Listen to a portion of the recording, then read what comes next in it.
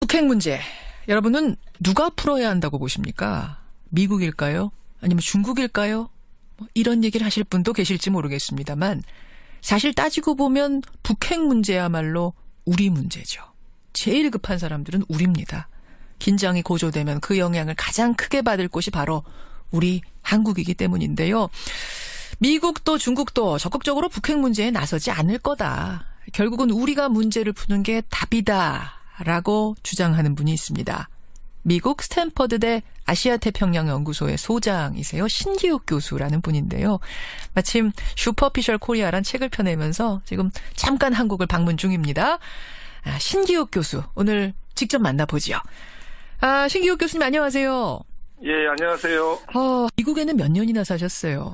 제가 83년에 미국 갔으니까 벌써 한 34년 됐네요. 와, 34년 미국에 살면서 아시아 태평양 문제를 연구해온 분이니까 미국과 북한과 지금 우리나라 이 동북아 상황 누구보다 잘 아실 텐데 북한 왜 이렇게 벼랑 끝까지 가는 걸까요? 왜 이러는 걸까요?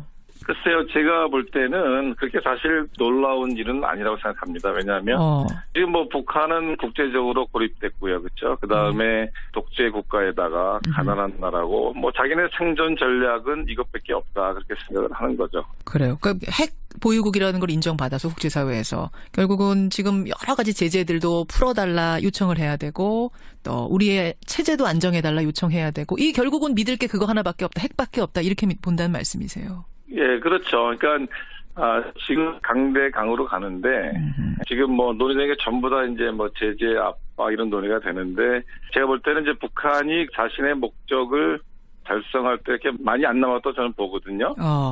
그러면 아마 이 강대강 국면에서 굉장히 대화 국면으로 전환할 가능성이 있습니다. 아마 그때 뭐 협상의 레버리지를 최대한 높이려고 하겠죠, 북한이. 강대강으로 계속 밀고 나가다가 진짜로 ICBM에다가 핵폭탄 실어서 수소폭탄 실어서 미국으로 쏴 올릴 정도의 기술이 확인되는 순간 결국은 대화로 갈 거다라고 보시는 거예요, 교수님은?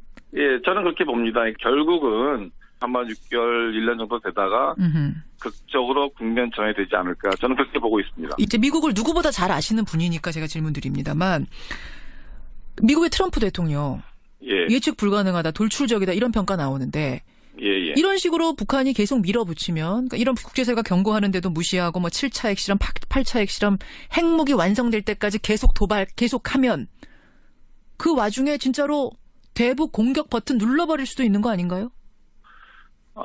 저는 그 가능성을 완전히 배제할 수는 없다고 생각합니다. 제가 지난 4월에 태평양 사령부도 갔었고 그러셨어요. 워싱턴도 가서 얘기를 들어보면 저는 그럴 가능성은 충분히 있다고 보는데요.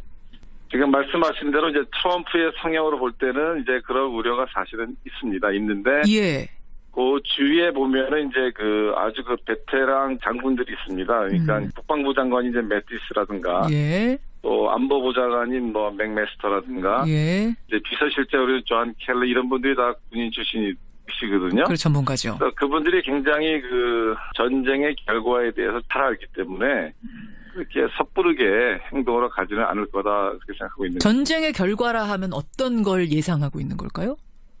가장 큰 거는 뭐 결국 우리 대한민국의 피해죠. 그렇죠. 그러니까 뭐 사실 북한이 지금 현재 기술 갖고 미국을 공격한다 하더라도 얼마나 데미지가 있을지 모르겠지만은 남한의 피해는 엄청나겠죠. 근데 거기에 대해서는 이제 미국도 잘 인식을 하고 있다고 봐도 될 것 같습니다. 한국이 어떻게 되든 상관없다. 뭐 이렇게 밀고 갈 가능성은 없어요. 우리 피해만 없으면 된다. 뭐 혹시라도 그런 생각할 가능성은 전혀 없습니까? 그러니까 제가 아까도 전혀 배제할 수 없다는 얘기가 뭔가 하면요. 최악의 시나리오는 이제 본토가 공격 대상이 되는 거거든요. 그렇죠. 그런 최악을 피하기 위해서 미국이 차선책은 택할 수가 있는 거죠. 이제 그것이 군사적 옵션이 될 수 있기 때문에 그러한 위험성을 완전히 배제할 수는 없다. 저는 이렇게 생각하고 있습니다. 완전히 배제.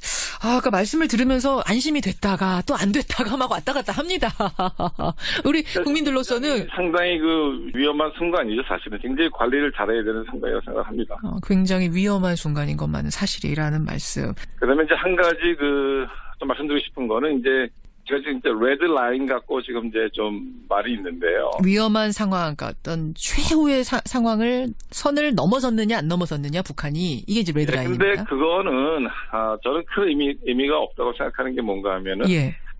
제가 그 태평양 사령부에 갔을 때 이 질문을 했습니다. 그 당신들은 북한이 레드 라인을 넘었다고 생각하느냐 하는 질문이죠. 예. 예, 근데 제가 이제 누구라고 말씀은 못 드리는데 거기 최고의 관계자 중에 한 분이 예. 예, 그런 얘기를 했어요. 더 이상 그 레드 라인은 의미가 없고 북한은 레드 존에 들어와 있다. 레드 존에 이미 선 넘어서 존에 들어와 있다? 들어와 있다는 얘기죠, 사실은. 미국은 그렇게 판단하고 있다는 얘기예요. 적어도 태평양 사령부의 수뇌부는.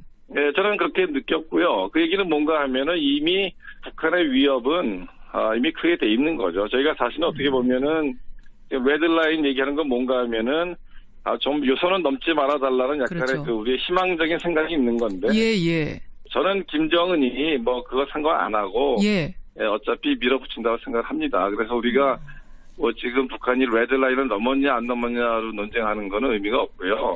이미 그 레드존에 들어와 있다. 이런 인식을 하는 게 좋을 것 같습니다. 이미 레드존에 들어와 있는 걸로 간주하고 관리해야 된다 이 말씀. 결국 그럼 북한은 파키스탄 모델을 생각하는 걸까요? 결국은 핵보유국으로 이렇게 우리가 밀고 나가다 보면 인정할 수밖에 없다 국제사회는. 그러면 우리도 뭔가 타겟책이 생기지 않겠느냐. 지금의 이 궁핍함으로부터.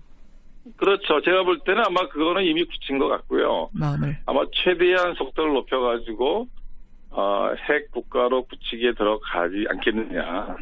그리고 나서는 아마 아까 제가 말씀드린 대로 협상 국면으로 전환을 할 가능성이 크다 이렇게 보는 거죠. 그건 이제 북한 생각이잖아요. 우리가 계속 밀어붙이게 되면 결국은 협상 국면, 대화 테이블로 저들은 나올 수밖에 없다. 미국은 나올 수밖에 없다. 이제 이게 북한 김정은의 계산인 건데 예. 미국이 정말로 그때 되면 대화 테이블로 나올 수밖에 없을 거라고 교수님도 보세요. 그러니까 지금 이제 여러 가지 옵션이 있는데요. 이제 아까 말씀드린 이제 군사적 옵션이 있긴 하지만 가능성 굉장히 낮고, 그다음에 이제 한동안은 이제 제재와 이제 봉쇄 국면으로 갈 것 같습니다. 예. 근데 지금 뭐 제재하는 거는 그거는 저도 그 맞다고 생각하는 게 뭔가 하면은 제재를 한다고 북한이 핵을 포기는 안 하겠지만 굉장히 아프게 만들어야죠, 사실은. 핵을 가졌을 경우에 굉장히 아프게 만들어야 나중에 협상 국면에 갔을 때도 우리가 레버리지 좀 있을 수가 있죠. 근데 지금 이제 말씀을 듣다 보니까 결국 북한은 핵 보유국으로 인정받을 때까지 계속 이렇게 밀고 나갈 거고 그 다음에 대화 국면이 풀릴 거다라는 말씀하셨는데 지금 세계가 원하는 건 그게 아니지 않습니까? 핵 보유를 인정하지 않는 것. 한반도에 핵을 들이지 않는 게 우리의 목표잖아요. 그 방법은 없겠습니까? 그러니까 사실 저희가 지난 20년 동안 그걸 막으려고 사실 많은 걸 하지 않았습니까? 그렇죠. 그러니까 대화도 하고 압박도 하고 양자회담도 하고 다자회담도 하고 많이 했는데 결국은 사실 우리가 실패를 한 거죠. 그러니까 저희가 이제 궁극적인 장기적인 목표는 비핵화가 돼야 되지만 저는 어떤 면에서는 현실을 인정을 하고 거기에 맞게 가는 것이 맞다고 생각합니다. 왜냐하면 이미 북한이 얼마 안 남았는데 여기서 북한 보고 포기하라고 하면 하겠습니까? 안 하지 않겠어요? 얼마나 남았다고 보세요? 갈 길이? 그러니까 아까 말씀하신 대로 한 6개월에서 12개월 아니겠는가 하는 게 이제 저희 추측이죠, 사실은. 그러니까 이제 그 핵탄두를 이제 ICBM에 장착해가지고 대기권에 재진입할 수 있는 수준까지만 가면 이제 그 부분이 저희가 확실치 않은 건데 이제 거기까지만 가면 이제 뭐 일단 뭐 끝나는 걸로 봐야 되겠죠.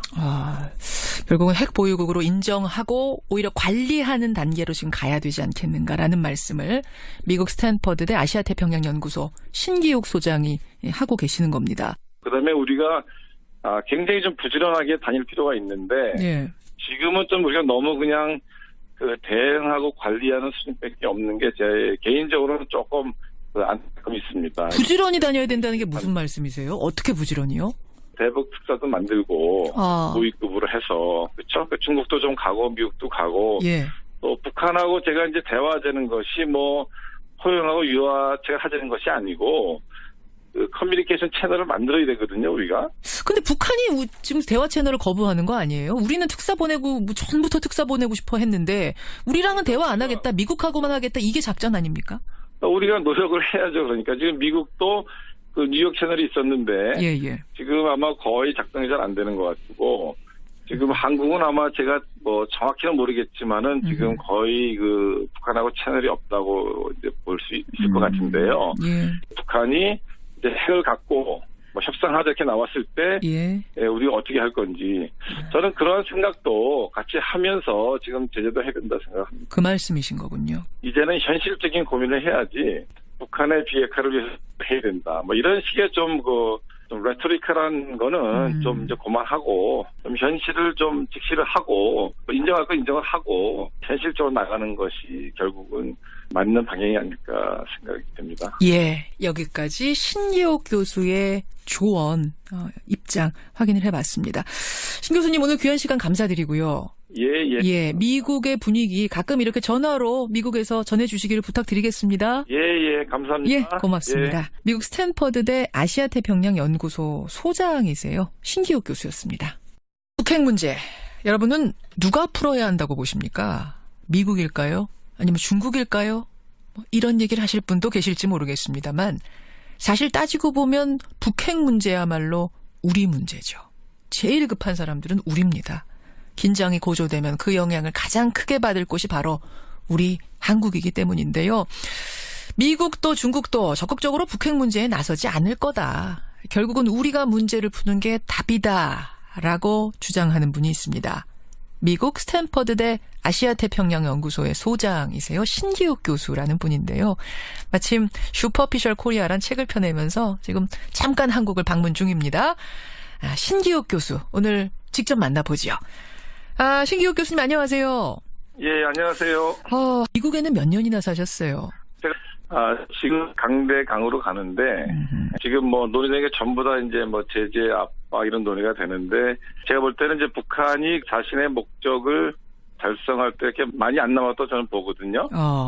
그러면 아마 이 강대강 국면에서 굉장히 대화 국면으로 전환할 가능성이 있습니다. 아마 그때 협상의 레버리지를 최대한 높이려고 하겠죠, 북한이. 강대강으로 계속 밀고 나가다가 진짜로 ICBM에다가 핵폭탄 실어서 수소폭탄 실어서 미국으로 쏴 올릴 정도의 기술이 확인되는 순간 결국은 대화로 갈 거다라고 보시는 거예요, 교수님은?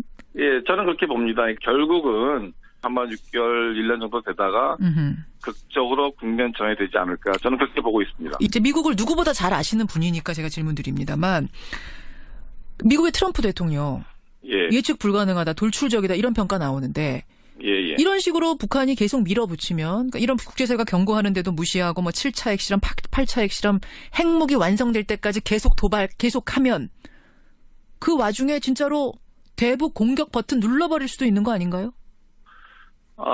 저는 그 가능성을 완전히 배제할 수는 없다고 생각합니다. 제가 지난 4월에 태평양 사령부도 갔었고, 그러셨어요. 워싱턴도 가서 얘기를 들어보면, 저는 그럴 가능성은 충분히 있다고 보는데요.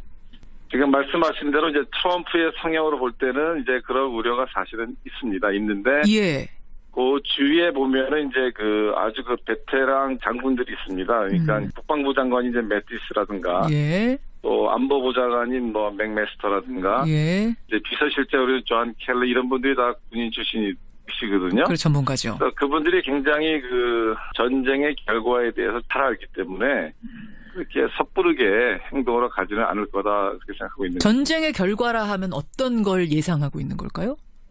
가장 큰 거는 뭐 결국 우리 대한민국의 피해죠. 그렇죠. 그러니까 뭐 사실 북한이 지금 현재 기술 갖고 미국을 공격한다 하더라도 얼마나 데미지가 있을지 모르겠지만은 남한의 피해는 엄청나겠죠. 근데 거기에 대해서는 이제 미국도 잘 인식을 하고 있다고 봐도 될 것 같습니다. 아예 한국이 어떻게 되든 상관없다. 뭐 이렇게 밀고 갈 가능성은 없어요. 우리 피해만 없으면 된다. 뭐 혹시라도 그런 생각할 가능성은 전혀 없습니까? 그러니까 제가 아까도 전혀 배제할 수 없다는 얘기가 뭔가 하면요. 최악의 시나리오는 83년에 미국 갔으니까 벌써 한 34년 됐네요. 와, 34년 미국에 살면서 아시아 태평양 문제를 연구해온 분이니까 미국과 북한과 지금 우리나라 이 동북아 상황 누구보다 잘 아실 텐데 북한 왜 이렇게 벼랑 끝까지 가는 걸까요? 왜 이러는 걸까요? 글쎄요, 제가 볼 때는 그렇게 사실 놀라운 일은 아니라고 생각합니다. 왜냐하면 지금 뭐 북한은 국제적으로 고립됐고요, 그렇죠? 그 다음에 독재 국가에다가 가난한 나라고 뭐 자기네 생존 전략은 이것밖에 없다 그렇게 생각을 하는 거죠. 그래요. 그러니까 핵 보유국이라는 걸 인정받아서 국제사회에서 결국은 지금 여러 가지 제재들도 풀어달라 요청을 해야 되고 또 우리의 체제도 안정해달라 요청해야 되고 이 결국은 믿을 게 그거 하나밖에 없다, 핵밖에 없다 이렇게 본다는 말씀이세요. 예, 그렇죠. 그러니까